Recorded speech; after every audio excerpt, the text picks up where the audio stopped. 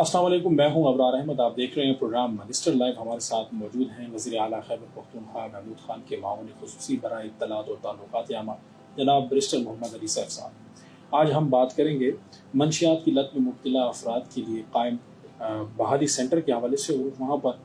मौजूद अफराद को कारामद शहरी बनाने के हवाले से जो इक़दाम हो रहे हैं और इस हवाले से हुकूमती काविशें क्या हैं, तो इस बारे में हम आगाही हासिल करेंगे। बैरिस्टर साहब, आपका बहुत शुक्रिया, आपने प्रोग्राम में शिरकत की। बैरिस्टर साहब, पहला सवाल आपसे यही है कि पेशावर के मुख्तलिफ इलाकों में मंशियात जैसे नासूर में मुब्तला अफराद को बहाली मरकज़ में लाया जाता है,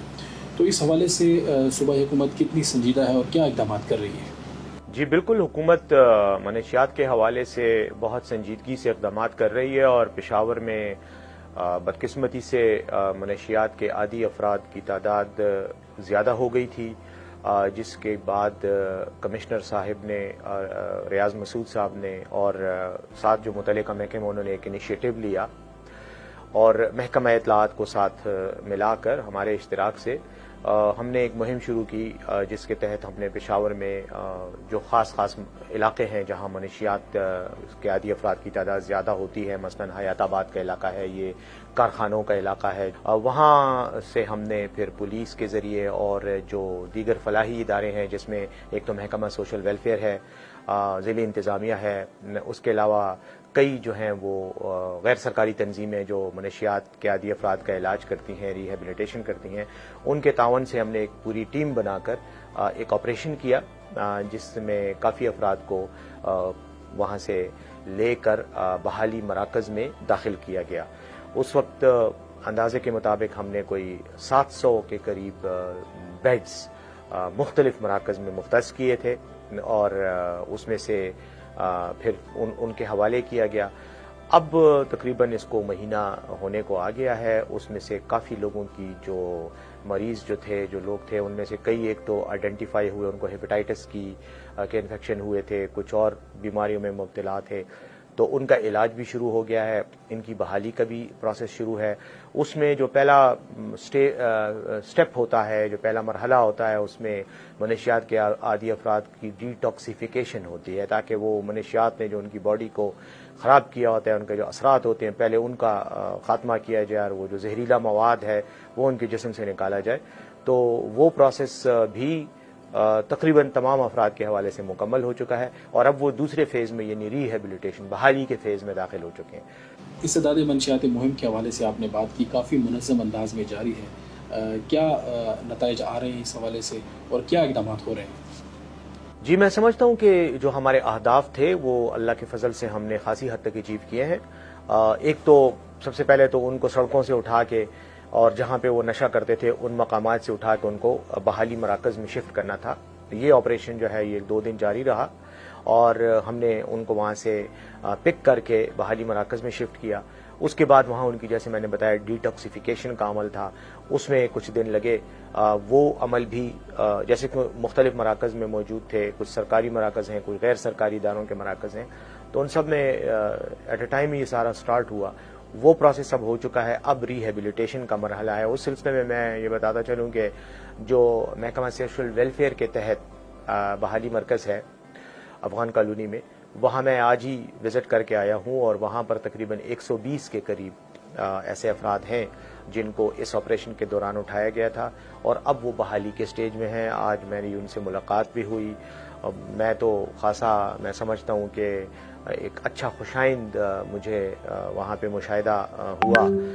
लोग वहाँ पर एक्सरसाइज कर रहे थे,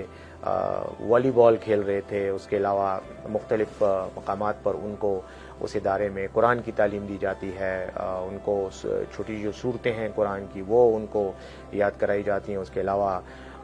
उनकी जो दीनी और इखलाकी जो एक तरबियत है उसका अमल भी जारी है। साइकेट्रिस्ट भी वहाँ मौजूद हैं। एक डॉक्टर साहिबा से मुलाकात भी हुई जो साइकेट्रिस्ट हैं, जो उनका इलाज कर रही हैं। तो मैं ये समझता हूँ कि जितना भी मुमकिन हो सकता है वो हुकूमत कर रही है। उसमें एक ख़ुसूसी बात यह है कि जो लोग हेपेटाइटिस के या इस तरह की जो बीमारियां हैं जो अमूमन नशे के आदी अफराद को लग जाती है, क्योंकि वो इंजेक्शंस वगैरह जो सिरिंजेस होते हैं वो शेयर करते हैं एक दूसरे के साथ, तो उनको अलग रखा गया है, उनका अलग से इलाज हो रहा है। और ایک اچھا ماحول ان کو ملا ہے اور میں سمجھتا ہوں کہ اس کے بڑے اچھے مثبت نتائج سامنے آئیں گے۔ بحالی سینٹر کا آپ نے وزٹ کیا، وہاں پر سہولیات کے حوالے سے آپ نے بات کی، کیا وہ تمام سہولیات مفت فراہم کی جا رہی ہیں؟ بالکل، جب یہ مہم شروع ہوئی تھی گزشتہ ماہ تو اس وقت وزیر اعلیٰ خیبر پختونخوا سے بات ہوئی تھی اور وزیر اعلیٰ محمود خان صاحب نے بہت گریشیسلی جو ہے اس کے لیے اچھا خاصا فنڈ مختص کیا تھا، کروڑوں میں وہ فنڈ ہے اور وہ اس فنڈ ہی سے ہم یہ تمام ایکٹیویٹی کر رہے ہیں، یعنی ان لوگوں کو وہاں سے اٹھانا، ان کو شفٹ کرنا، پھر مختلف بحالی مراکز میں ان پر جو اخراجات ہوتے ہیں وہ سارے حکومت برداشت کر رہی ہے۔ ایون جو غیر سرکاری ادارے ہیں وہاں پر بھی جتنے مریض داخل ہیں ان کو فی کس جو ان پہ اخراجات آ رہے ہیں وہ بھی صوبائی حکومت اپنے خرچے پہ کر رہی ہے۔ نشے میں مبتلا مریضوں کی ماہرین سے کونسلنگ بھی کی جاتی ہے؟ بالکل جی، جو بحالی کا عمل ہے، ریہیبلیٹیشن کا جو عمل ہے، انہیں یقیناً ادویات کے ساتھ جو ان کی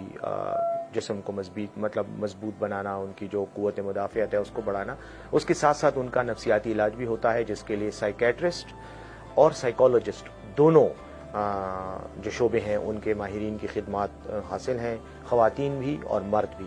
اور وہ ان کا علاج کر رہے ہیں 24 آورز۔ ان کو یہ سہولت موجود ہے ان کے لیے، اگر کسی کو کوئی پرابلم ہوتی ہے تو وہ سائیکیٹرسٹ کو گھر سے بھی بلایا جاتا ہے، ورنہ ڈیوٹی پہ وہاں موجود ہوتے ہیں۔ تو یقیناً کیونکہ اصل میں یہ ایک ایسا نشہ ہے کہ جس کے نفسیاتی وجوہات ہوتی ہیں،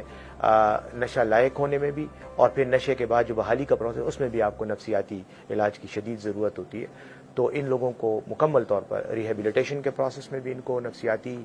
معالج موجود ہیں ان کو، اور ان کو دستیاب ہوتے ہیں، اور جب بحالی کا وقت گزر جاتے ہیں، 3 مہینے کا ایک ٹائم پیریڈ ہے، اس کے بعد ہم سمجھتے ہیں کہ یہ بحال ہو گیا ہے، تو اس کے بعد بھی انہوں نے یہ سسٹم رکھا ہوا ہے کہ ان کو دوبارہ ان کے ساتھ رابطہ بھی ہوگا، ان کو دوبارہ بلایا بھی جائے گا اور ان کی چیک اپ پھر بھی کی جائے گی، ان کو پھر چھوڑ نہیں دیا جائے گا کہ وہ جائیں اور جہاں بھی جو کچھ کریں یا دوبارہ ریلیپس ہو جائیں، یعنی دوبارہ وہ نشہ شروع کریں، بلکہ ان کو چیک کیا جائے گا، ان کو مانیٹر کیا جائے گا، ان کی نگرانی کی جائے گی۔ اور اب ہم نے یہ بھی ایک پلان بنایا ہے کہ اب جن افراد کی فیملیز ہیں، جن لوگوں کی، تو بحالی کے بعد ان کی فیملی کے ساتھ رابطہ رکھا جائے گا تاکہ فیملی بھی ذمہ داری لے اور حکومت کے ساتھ تعاون میں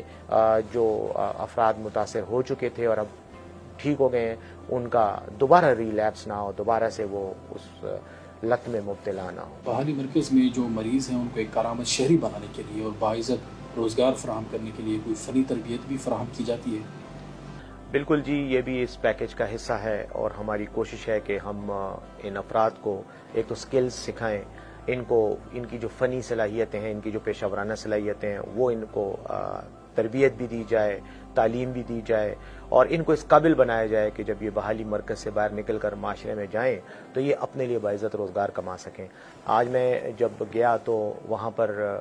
یہ جو ٹیلرنگ ہے، درزی کا کام ہے، یہ ان کو سکھایا جا رہا ہے۔ اس کے علاوہ چھوٹے موٹے سکلز، مثلا الیکٹریکل کام جو ہے، یہ وائرنگ وغیرہ، یہ چیزیں بھی ان کو سکھائی جا رہی ہیں۔ اور ایک عجیب سی بات یہ تھی کہ ان میں کئی ایسے لوگ ہیں کہ جو اچھے خاصے پڑھے لکھے بھی ہیں لیکن اس لت میں مبتلا ہونے کی وجہ سے اس موذی مرض کا یا کہیں یا اس بیماری کا شکار ہو گئے۔ کچھ ٹیلرز تھے، یہ خواتین کا جو کام ہوتا ہے، یہ وہ جو لباس ہوتا ہے عروسی لباس، اور وہ بنانے کے ماہر ہیں اس میں۔ کچھ جو ہیں وہ جنریٹر ایکسپرٹس ہیں، الیکٹریکل ایکسپرٹس ہیں، لیکن بدقسمتی سے اس لت میں مبتلا ہونے کے بعد وہ اپنی روزگار کو کھو چکے ہیں۔ لیکن اب ہماری کوشش یہ ہے کہ جب یہ یہاں سے فارغ ہوں تو ان کو مختلف سرکاری اور پرائیویٹ اداروں میں کسی نہ کسی طرح کھپایا جائے تاکہ وہ ایک باعزت روزگار کما سکیں۔ جن کو وہاں نہیں کام ملتا تو ان کو ہماری کوشش ہے کہ ان کو ہم سپورٹ دے سکیں تاکہ وہ اپنا کام شروع کر سکیں۔ منشیات کے عادی افراد کی بحالی کے حوالے سے حکومت کی جانب سے کیا ٹارگیٹس رکھے گئے ہیں؟ دیکھیں، ٹارگیٹس تو یہ ہے کہ یہ ایک ایسی لعنت ہے کہ جس سے چھٹکارا پانا کسی بھی مہذب معاشرے کا سب سے پہلا فریضہ ہونا چاہیے۔ بدقسمتی سے ہمارے اس خیبر پختونخوا میں ایک مسئلہ یہ ہے کہ اس سے پہلے جو ہمارے ویسٹرن بارڈر پہ جو مسائل تھے ان کی وجہ سے منشیات کی فراہمی یہ بہت آسان ہو گئی تھی اور یہاں پر منشیات آزادانہ فروخت ہوتی تھی یا دستیاب ہوتی تھی، تو یہ لوگ یہاں آ کر پڑے رہتے تھے اور یہاں سے منشیات ان کو کم قیمت پر ملتی تھی۔ تو یہ بھی آپریشن کیا گیا ہے پولیس اور اینٹی نارکوٹکس فورس کے تعاون سے اور ایکسائز جو ہمارا محکمہ ہے ان کے تعاون سے یہاں پر مختلف آپریشنز کر کے تو کوشش یہ کی گئی ہے کہ جو لوگ ان کو منشیات سپلائی کرتے ہیں ان کو روکا جا سکے. اس میں ویسے کام کرنے کی ضرورت ہے اور انشاءاللہ وزیر اعلیٰ صاحب نے یہ ہدایات دی ہیں کہ اس سلسلے میں پولیس کو بھی اور قانون نافذ کرنے والے اداروں کو کہ سب سے پہلے تو ان معاشرے کے ان دشمنوں کا خاتمہ کیا جائے جو یہ زہریلا مواد لوگوں کو سپلائی کرتے ہیں اور نسلوں کو تباہ کر رہے ہیں. لیکن ٹارگٹ یہ ہے کہ ان لوگوں کو بھی پکڑا جائے, سورس جو ہے اس کا جو ذریعہ ہے اس کو بھی روکا جائے اور جو افراد ہیں ان کو بحال کیا جائے, ان کو ریہیبلیٹیٹ کیا جائے اور ایسی سچویشن بنائی جائے کہ یہ آسانی سے ان کو یہ چیز دستیاب نہ ہو تاکہ دوبارہ ریلیپس نہ ہو سکیں.